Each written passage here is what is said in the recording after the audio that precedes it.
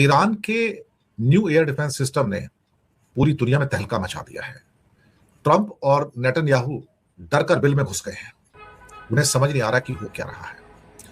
F-35 गिरा दिया, F-15 गिरा दिया, और अचानक से जो पिछले 3-4-5 दिनों के अंदर अमेरिका की मिसाइलें, फाइटर पायलट, साथ में A-10 एक और टोही एयरक्राफ्ट, 2-3 हेलीकॉप्टर और MQ-9 ड्रोन तो पता नहीं कितने गिरा चुके हैं।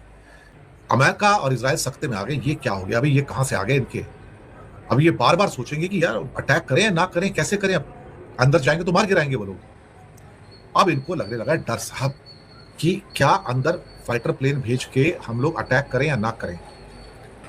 और डर इस कदर हो गया है कि अमेरिका के जो पायलट्स हैं वो भी अंदर शायद फ्लाइट करते हुए डर रहे हैं, कि जो हेलीकॉप्टर है वो भी डर रहे हैं, जो फाइटर पायलट्स है वो भी डर रहे हैं कि भाई अभी एक हफ्ता पहले ट्रंप ने कहा था कि हमारे तो प्लेन आएंगे जाएंगे, उनको नीचे एयर डिफेंस सिस्टम खत्म हो गया, पूरे आसमान पे हमारा कब्जा है। अब ये कब्जा एकदम से खत्म होता है कैसे लग रहा है? इसमें तो कुछ S-400 और S-500 भी सुना काम कर रहे हैं, कुछ चाइनीज सिस्टम भी काम कर रहे हैं, कंट्रोल और कमांड सिस्टम भी चाइना के हाथ में, ये भी पता लगा है। लेकिन एक और जो इन्होंने सिस्टम डेवलप किया था 2021 के अंदर, माजिद सिस्टम है, माजिद एयर डिफेंस। सुनने में आया है कि ये जो माजिद एक मोबाइल एयर डिफेंस सिस्टम है, इसे ट्रक पर लगाया जाता है, और ये भी एक ओरिजिनली रशियन है। बेसिकली देखा जाए तो रशिया से इंस्पायर्ड है पूरा का पूरा। ईरान ने 2021 में इसका इस्तेमाल शुरू किया था। आसमान से आने वाले खतरों को बड़ी जल्दी पहचान लेता है, और ये इंफ्रारेड गाइडेंस सिस्टम पे काम करता है। इसका मतलब ये है कि अगर स्टेल्थ फाइटर भी है, इसको भी पहचान लेगा, क्योंकि जो पीछे गर्मी आती है ना, उस पर एयरक्राफ्ट जाता है तो पीछे गर्मी छोड़ता है, तो ये गर्मी को ट्रैक करता है। तो फिर उससे इवन स्टेल्थ टारगेट में भी निशाना लगाने में बहुत ईजी हो जाता है।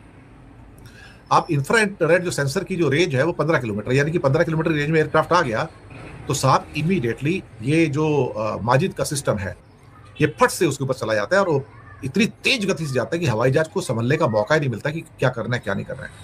और माजिद सिस्टम से मिसाइल छोड़ने के बाद कुछ करने की जरूरत नहीं, ये मिसाइल खुद टारगेट को खोजकर मार देती है। ये सिस्टम ट्रक पर लगा रहता है, जल्दी से एक जगह से दूसरी जगह ले जाया जा सकता है, और उसके सर्वाइव करने की पावर बहुत होती है। किसी भी नीचे के लेवल पर उड़ान जो भर रहा हो कोई भी, तो वो तो उसके लिए तो समझो ये काल बन जाता है, उसके लिए मौत बन जाता है। इसकी रेंज भी करीब करीब 8 से 10 किलोमीटर की ऊंचाई वाली है। जी हाँ, ऊंचाई वाली है। और ये डिटेक्ट भी करता है और पीछे अपने आप ही जाता है, सब कुछ अपने आप ही कर लेता है, तुम्हें कुछ करने की जरूरत ही नहीं है। और ये नीचे उड़ान भर रहे हेलीकॉप्टर्स हैं या सिस्टम ड्रोन्स हैं या क्रूज मिसाइल है, उनके खिलाफ तो बेहद कारगर है। तो अमेरिका ने जिन विमानों को मार गिराया, हेलीकॉप्टर को मार गिराया, वो नीचे उड़ान भर रहे थे, और आसानी से ये माजिद सिस्टम की जद में आ गए और मार खा गए साहब। इसी तरह से इन्होंने कई जो इजरायली UAV जो हैं या MQ-9 है, हेरॉन ड्रोन है, उनको भी सत्यानाश किया है। तो मुझे लगता है कि ये बहुत सारी चीजें एक साथ में, जबकि अब छठा हफ्ता चल रहा है, आज 37th डे है, तो छठा हफ्ता शुरू हो गया, लेकिन ईरान तो और मजबूत होता हुआ नजर आ रहा है। और अगर कोई इस जंग से भागने की तैयारी में है तो वो अमेरिका। हालांकि भारत में अभी भी कई ऐसे सो कॉल्ड मिलिट्री के विशेषज्ञ या विदेश मंत्रालय वाले पुराने रिटायर्ड विशेषज्ञ या कुछ अपने आप को दूसरे विशेषज्ञ कहते हैं, वो अमेरिका से इतने अभिभूत हैं, तो अमेरिका की इतने ज्यादा उसमें पागल हो चुके हैं कि वो समझते हैं कि अमेरिका को तो हरा पाना नामुमकिन है, अमेरिका हार ही नहीं सकता, सबको दुनिया को उसको सामने हारना पड़ेगा। दरअसल वो क्या ना, वो खुद भी गुलाम प्रवृत्ति के आदमी रहे होंगे कभी, उनकी अपनी अकल नाम की तो कोई चीज है नहीं किसी की। तो नेचुरली वो अमेरिका से इतने ज्यादा इंप्रेस है कि जैसे अमेरिका हो गया गॉड हो गया। ऐसे लोगों को एक बात समझ में नहीं आती कि वो तो 250 साल पुराना कंट्री है, ये तो 5000 साल पुराना कंट्री है। इन्हें ये भी समझ में नहीं आता कि भाई जंग जज्बे से जीती जाती है, हथियारों से नहीं जीती जाती है। और वैसे भी आज तक अमेरिका के पास हथियार तो पहले भी थे, वियतनाम में क्यों आ रहा? फिर अगर हथियार थे तो अफगानिस्तान में क्यों आ रहा, क्यों भागा वहां से? तो ये सब कहने की बात है कि मिलिट्री माइट से आप जीत सकते हो। अगर मिलिट्री माइट से जीत सकते होते तो रशिया 4 साल हो गया, 5वां साल चल रहा है, अब तक जीत चुका होता था। मिलिट्री माइट से आप नहीं जीत सकते साहब, इसके लिए कुछ और चाहिए आपको, तभी आप जीत सकते। हालात अब छठा हफ्ता शुरू हो गया है वॉर का, ऐसे आ गए कि ओरिजिनल जो ऑब्जेक्टिव था रिजीम चेंज का वो तो हवा में उड़ गया, और अब तो झूठ बोलते हैं ट्रंप भी कि हमारा तो वो ऑब्जेक्टिव ही नहीं था। आप सोचिए, दुनिया का सबसे बड़ा मुल्क, अपने आप को सबसे पावरफुल मुल्क, जो आपसे कहता हो कि मेरा तो ऑब्जेक्टिव ही नहीं था, और जबकि पहले वो ऑब्जेक्टिव था, डिक्लेयर्ड ऑब्जेक्टिव था। कितना बड़ा आप झूठ बोल सकते हो? अगर दुनिया का सबसे बड़ा मुल्क ही झूठ बोलने पे आ जाए, मक्कारी पे, पाखंड पे उतर आए, बेईमानी पे उतर आए, तो समझ लीजिए कि फिर दुनिया में ईमानदारी तेल लेने गई है सर। लेकिन एक बात तो सही है कि जो भी हो रहा है वो अपने आप में अद्भुत सा है।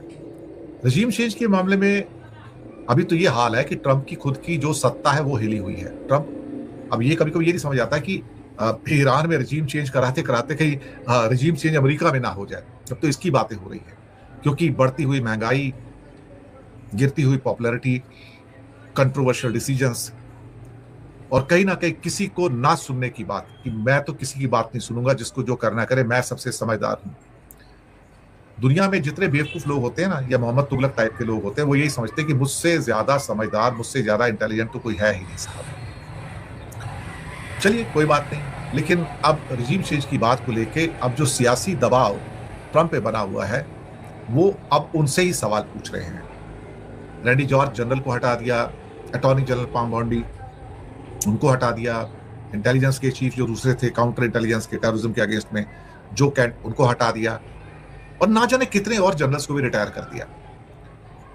एक बात तो सही है कि जो जंग है अब पॉलिटिकली ट्रंप के ऊपर थोड़ा भारी चल रही है इस टाइम, और व्हाइट हाउस के अंदर बड़े लेवल पे चर्चाएं हो रही हैं कि भाई फेरबदल होना चाहिए। हम बेवकूफों की जमात तो जमा है, लेकिन पेट्रोल डीजल के दाम बढ़ गए हैं, $2.7 से लेकर करीब $5 तक रेट आ गए वहां पर। पॉपुलैरिटी गिर रही है, अप्रूवल रेटिंग 36% पे है, जो उनके मौजूदा जो कार्यकाल है उसमें सबसे कम है। व्हाइट हाउस के लोग अब मान रहे हैं अमेरिका में कि जो जमीनी हालात हैं बहुत मुश्किल है, और जो दिखाने की कोशिश की जा रही है वो अलग है, और खासतौर से जो यहां पर चल रहा है वो अलग है। लोग सोच रहे थे कि जब वो नेशन को एड्रेस करेंगे, भारतीय समय के अनुसार 6:30 बजे सुबह आया था 2 दिन पहले, तो लोगों को लगा कि कुछ दमदार भाषण होगा, कुछ लोगों का भरोसा बढ़ाएंगे, लेकिन उनकी बात पे किसी को यकीन नहीं हुआ। वो भाषण फेल हो गया। जिसके लिए भाषण दिया गया था, मागा सपोर्टर के लिए, उन्हीं को यकीन नहीं है। अब बहुत सारे लोग जिन्हें इस समय निकालने की बात हो रही है, उसमें तुलसी गबार्ड भी हैं, जो नेशनल इंटेलिजेंस डायरेक्टर हैं। कॉमर्स मिनिस्टर हार्वर्ड जो लट्टिक है, उनको भी निकालने की बात हो रही है। दरअसल इलॉन मस्क तो पहले भी बहुत भारी हो गए थे, आपको पता ही है, लेकिन ऐसा लगता है कि ट्रंप खुद ही विवादों में घिरे हुए हैं। अब दूसरों के विवादों को गिनाकर और उनको बाहर करना अपने आप को एक बचाने वाली बात है कि मैं तो दूध का धुला हूं, बाकी जो है उनको मैं बाहर निकाल दूंगा। जो सामने बैठ के बात करे उनके उसको बाहर निकाल दो, क्योंकि तुम्हें बोलने का हक नहीं है।